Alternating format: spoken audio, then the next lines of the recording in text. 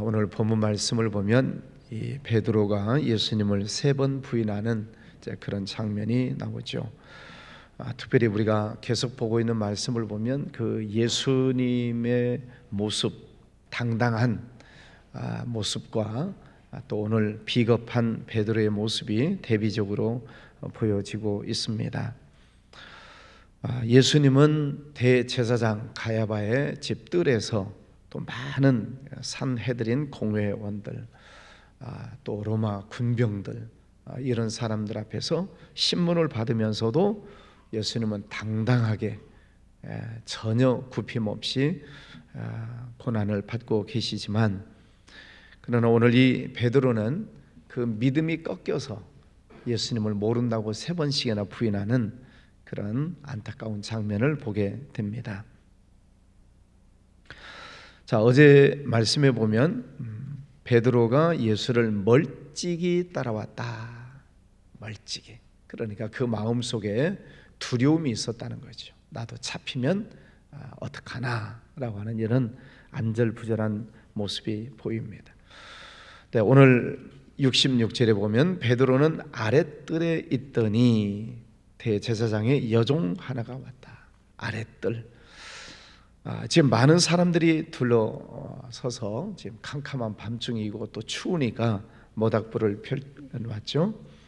그 아랫뜰에서 지금 예수님이 어찌 되시는가를 눈치를 보고 있다, 그런 말이죠. 이제 한밤중에 많은 사람들이 모닥불을 쬐고 있고 또 계속 장작을 집어 넣을 테니까 또 캄캄할수록 불빛은 더 밝아져서 사람들의 얼굴을 이제 식별할 수 있게 되는 것이죠.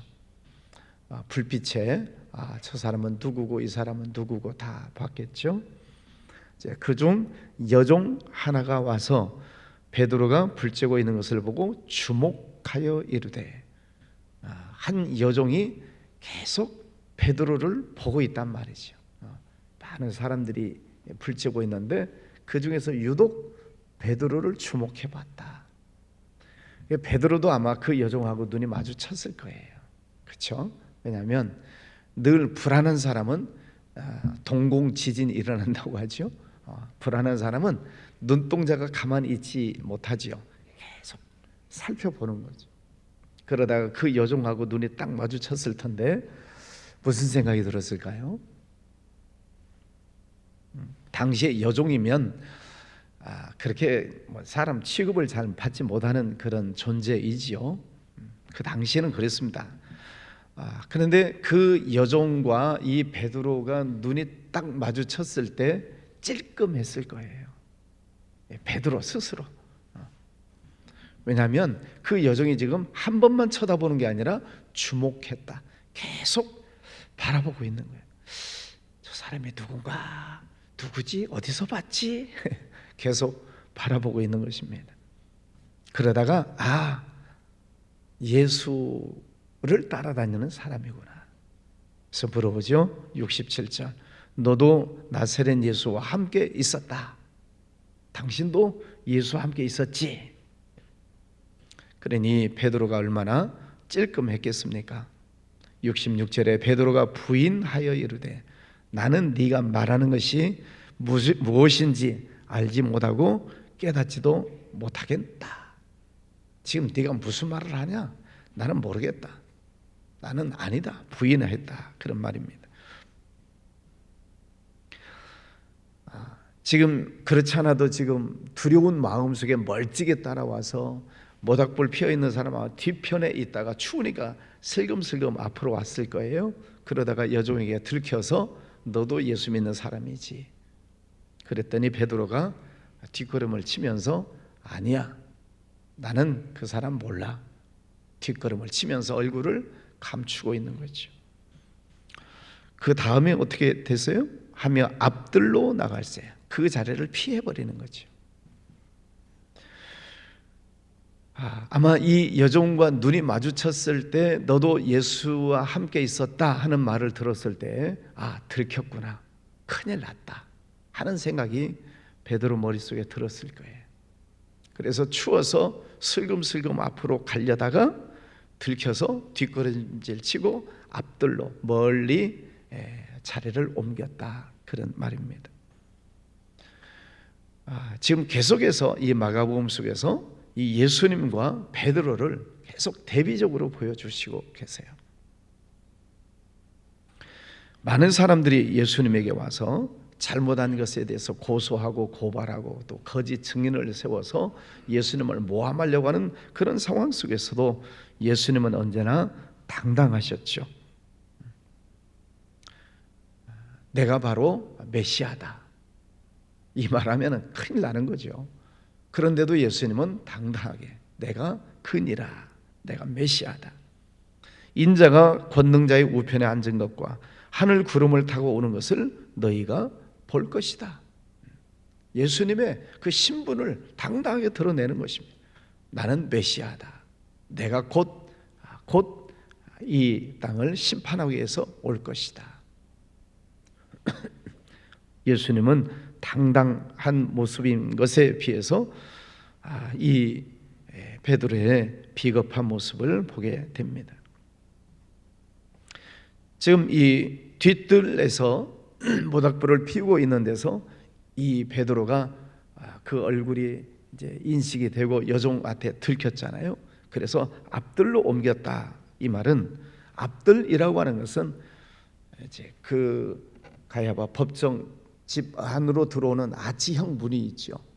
대부분 그 당시는 아치형으로 돌 쌓아가지고 있는데 그 문을 통과해서 집 안으로 들어오는 그쪽이 앞뜰이에요. 그러니까 무슨 얘기냐면 도망가려고 문 앞으로 나갔다, 그런 말입니다. 그러니까 지금 무리들이 모여서 장작불 펴 있는 거기에 있다가 들키니까 지금 문 앞에까지 뒷걸음질 쳐 간 거죠. 여차하면 문 밖으로 도망가려고 하는 것입니다. 베드로는 자기 자신이 안전하게 도망칠 궁리를 하고 있는 것입니다. 그때 그 여종이 또 베드로를 보고 그러죠. 이 사람도 그 도당이다. 69절 여종이 그를 보고 곁에 있는 자들에게 다시 이르되 이 사람은 그 도당이다. 도당 한패다. 예수하고 한패다. 저 사람이다. 그러니 많은 사람들이 아마 집중해서 고개를 돌려봤을 거예요. 모든 사람들의 시선이 지금 베드로에게 쏠렸을 것입니다. 이 베드로가 얼마나 무서웠을까, 얼마나 불안했을까. 자기도 잡혀가지고 고초를 당하는 것은 아닐까라고 하는 그 불안과 두려움이 아마 휩싸이게 되었을 것입니다. 그 말을 듣자마자 베드로가 저주하며 맹세하되 나는 너희가 말하는 이 사람을 알지 못한다. 이제 저주했다. 이 말은 내가 예수하고 함께 있었으면 내가 천벌을 받을 것이다. 철저하게 부인을 하는 것입니다. 자, 이 베드로는 왜 이렇게 약해졌을까? 고기잡이 할 때 나를 따라오너라 말씀하셨을 때 베드로는 배와 그물을 버려두고 당장 예수님을 따라갔고, 예수님이 내가 죽는다라고 말씀하셨을 때 우리도 죽으러 가자, 그럴 정도로 당당했던 이 베드로가 왜 이렇게 약해졌을까 하는 것입니다.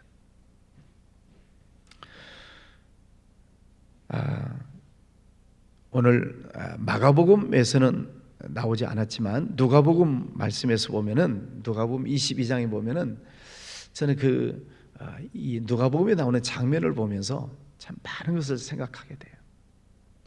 이 베드로가 첫 번째 나는 모른다, 하여튼 나는 그 사람하고 나는 모른다, 또 저주하면서 나는 절대 모른다, 내가 알면 내가 천벌을 받는다 하고 세 번 부인할 때 예수님과 시선이 마주쳐요. 고난을 받고 신문을 받고 묶여있는 그 예수님이 베드로를 돌아보세요. 근데 그 베드로하고 시선이 마주칩니다. 그 눈 맞춤이 되는 그 찰나, 그 순간 베드로는 무슨 생각을 했을까? 네, 아마 많은 그 찰나에 굉장히 많은 생각이 돌아갔을 거예요.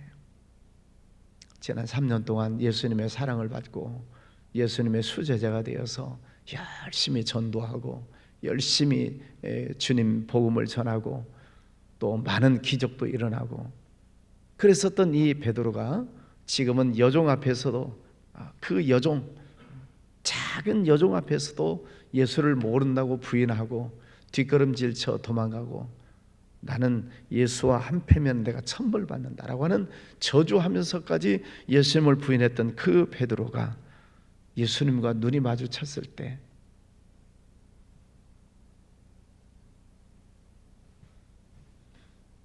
그 마음이 어땠을까? 그 어떤 드라마라고 한다면은 너무너무 극적인 거죠. 그 예수님과 눈이 딱 마주쳤을 때 꼭끼오 하고 닭이 울잖아요. 그 말씀을 언제 하셨죠? 불과 얼마 전에 네가 나를 모른다고 부인할 것이다. 닭이 울기 전에 네가 나를 모른다고 3번 부인할 것이다. 예수님 말씀하셨잖아요. 그런데 예수님을 모른다고 저주하면서 부인하는 그 순간 예수님과 눈이 딱 마주쳤고 그 순간 놀랍게도 극적인 그 순간에 꼭기요 하고 닭 울음소리가 들립니다.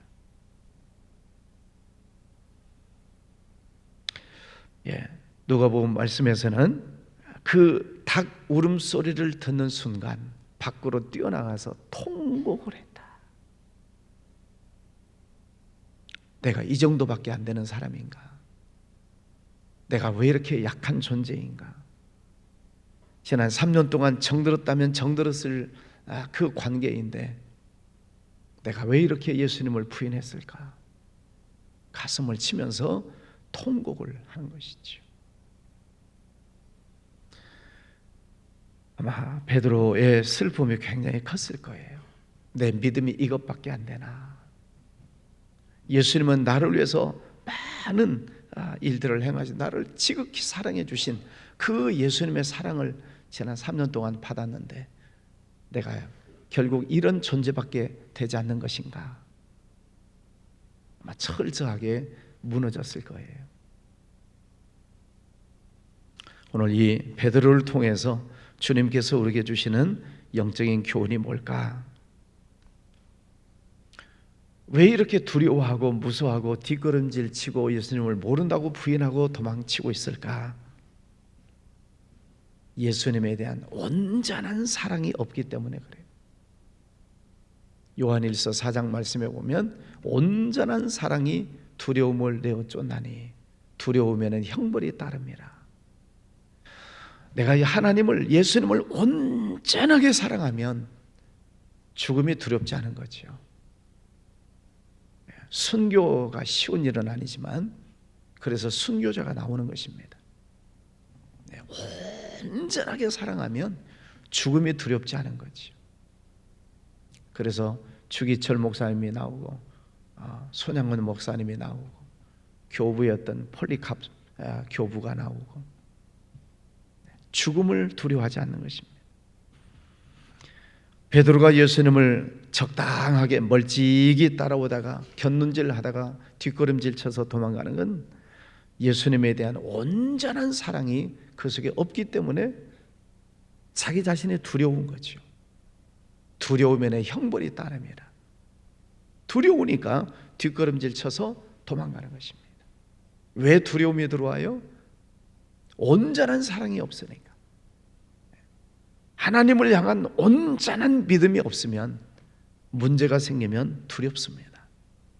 문제가 생기면 여러분 우리가 살다 보면 집안에 왜 문제가 없겠어요? 경제적인 문제, 질병의 문제, 자녀의 문제, 직장 안에서의 문제, 우리는 문제 속에서 살아가요. 근데 어떤 문제를 만나면 믿음이 없으면 두려워요. 그 다음에는 어떡하지? 이제 어떻게 해야 되나? 두려워지고 뒷걸음질 쳐지고. 그게 베드로의 모습이고 또 우리들의 모습일 수도 있어요. 문제가 생기면 두려워. 여러분, 오늘 이 베드로의 모습을 보면서 여러분의 믿음을 다시 굳건하게 붙잡는 그런 말씀이 되시기를 바랍니다. 두 번째, 이 베드로의 모습을 보면서 인간이 얼마나 무기력한 존재인가. 큰 소리 쳤잖아요. 나는 주님을 위해서 내가 죽을지언정 주님을 떠나지 않겠습니다. 다른 제자들을 향해서도 우리가 예수님과 함께 죽으러 가자. 어떤 상황 안에서도 당당했던 그 베드로가 한순간에, 그것도 여종, 아주 하찮은 존재잖아요. 당시 여종은 하찮은 여종이 하는 말에도 찔림을 받고 뒷걸음질 치고 도망치는 인간이 참 무력하다는 것입니다. 작은 문제 앞에서도 무너져요. 성도들의 신앙을 보면 작은 시험거리를 만나도 무너져요. 누가 뒤에서 궁시렁거리는 소리만 들어도 무너져.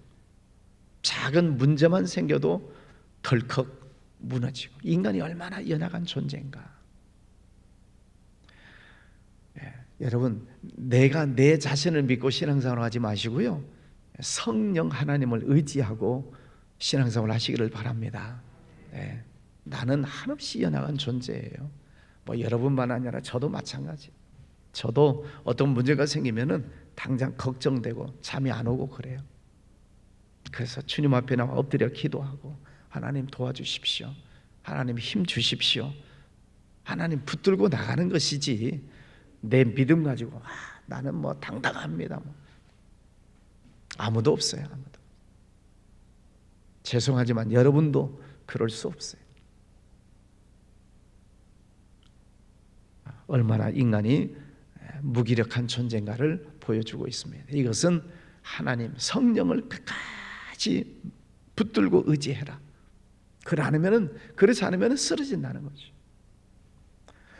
우리가 새벽에도 나와서 기도하고, 하만나 저녁에도 나와서 기도하고, 새벽 기도 숫자가 슬금슬금 빠져요. 지금 피곤하지요. 여러분도 피곤하고 저도 피곤하고, 저는 목소리가 막 잠겨요. 이제 피곤하지요. 그러니까 다 하나님 의지하고 기도하는 것입니다. 하나님 힘 주세요, 하나님 능력 주세요, 하나님 영역을 주세요. 저는 저 자신을 믿을 수가 없으니 하나님께서 저를 붙잡아 주세요. 아기가 엄마 손 잡고 가야 안전해요? 엄마가 아기 손을 잡아야 안전해요? 아기가 엄마 손 잡고 있으면은 돌불이 걸리면 넘어져요. 근데 엄마가 아기 손을 잡고 있어야 넘어지는 순간에 잡아채서 넘어지지 않게 붙잡아 주는 것처럼 하나님께서 여러분의 믿음을 붙잡아 주시기를 바랍니다. 하나님께 붙잡힘 받으시기 바랍니다. 세 번째, 이 베드로가 왜 이렇게 힘없이 이렇게 무너지는가? 말씀을 기억하지 않기 때문에 그래요. 예수님께서 불과 얼마 전에 네가 나를 3번 부인할 것이다, 닭이 울기 전에 네가 나를 3번 부인할 것이다, 분명히 말씀해 주셨어요. 다 너희들이 제자들 보고 너희들이 다 나를 떠나리라. 아닙니다. 예수님, 나는 죽어도 주님을 따라가겠습니다. 아니다, 네가 나를 모른다고 3번 부인할 것이다. 그 말씀을 기억했더라면 여종이 바라보고 너도 예수님과 함께 있었지 말하려다가 멈추지 않겠습니까? 말씀을 기억했더라면 그가 그 위기의 순간을 고백하면서 넘어갈 수 있었을 텐데 말씀을 기억하지 못하는 것입니다. 아담과 하와도 선악과를 다 먹는 이유가 뭐예요? 말씀을 기억하지 못하니까 선악과에 손을 대는 거죠. 삼손도 마찬가지고 솔로몬도 마찬가지고 심지어는 다윗도 마찬가지고 하나님의 말씀이 마음에서 떠나면 무너지게 돼 있어요. 그래서 우리가 하나님의 말씀을 읽읍시다. 하나님의 말씀을 듣고 하나님의 말씀을 외웁시다. 하나님의 말씀을 계속 우리가 집중하는 이유는 그 말씀이 계속 생각나야 돼. 어떤 상황 속에서, 어떤 위기 상황 속에서 하나님의 말씀이 생각나고 성령께서 그 말씀을 생각나게 해주시고 그 말씀을 붙들어야 우리의 믿음이 무너지지 않습니다. 여러분, 말씀을 잘 붙드시기를 바랍니다. 예. 우리 인생살이 속에 계속 문제가 생기잖아요. 그럼 흔들려요. 문제가 오면 흔들리게 돼 있어요. 흔들릴 때는 가느다란 나무를 붙잡으면 되겠습니까? 큰 나무를 붙잡고 서 있어야 든든하지. 예. 오늘 이 연약하게 무너지는 베드로의 모습을 보면서 하나님을 향한 온전한 사랑을 갖자. 한번 따라서 합시다. 하나님을 온전하게 사랑합시다. 나를 믿지 말고 성령을 의지합시다. 하나님의 말씀을 늘 기억합시다. 네, 세 가지를 기억하시고 오늘 하루도 승리하시기를 주의 이름으로 축원합니다. 네, 기도합니다. 거룩하신 아버지 하나님, 감사합니다. 그 당당했던 예수님의 수제자라 일컫는 베드로도 작은 여종 앞에 한없이 무너지는 안타까운 장면을 보았습니다. 예수님께서 이미 경고의 말씀을 주셨지만 그 말씀을 기억하지 못하니 닭 울음소리를 듣고 나가서 슬피 울며 통곡하는 베드로의 모습을 보았습니다. 우리도 그럴 수 있다는 것을 깨닫습니다. 아버지 하나님, 하나님을 향한 온전한 사랑을 허락하여 주옵소서. 하나님을 더 많이 사랑하며 나아가기를 원합니다. 성령님, 저희들을 늘 붙들어 주시옵소서. 하나님의 말씀이 늘 생각나게 하여 주시옵소서. 그래서 어떤 상황 속에서도 흔들리지 않고 어떤 바람이 불어도 무너지지 않는 굳건한 믿음 생활을 하게 해주시기를 원합니다. 오늘도 주님 성전에 나와 엎드려 기도하는 모든 성도들 은혜 주시고 축복해 주시고 또 가정에서도 깨어 일어나 늘 기도하는 주의 백성들 어디에 있든지 굳건한 믿음 허락하여 주시옵소서. 아버지, 매일 특별 새벽 기도 또 매일 저녁 하만나 기도회, 아버지 하나님 육신적으로 피곤치 아니하도록 하나님 힘주시고 능력을 더해 주시기를 원합니다. 또 부족한 저희들 하나님 앞에 간절히 기도하는 기도 제목 하나하나 들어주시고 응답하여 주옵소서. 아버지 하나님, 저희 하나님께서 얼마나 우리를 사랑하시는지를 또 한번 느끼고 깨닫는 복된 시간들 되게 하여 주옵소서. 우리의 자녀들도 믿음 안에서 잘 성장해서 믿음의 가문을 이어가고 명문 가정을 이룰 수 있도록 우리 자녀들에게도 복을 허락하여 주시옵소서. 귀한 예물 드리는 손길 축복해 주시옵소서. 예수님 이름으로 기도하였습니다. 아멘.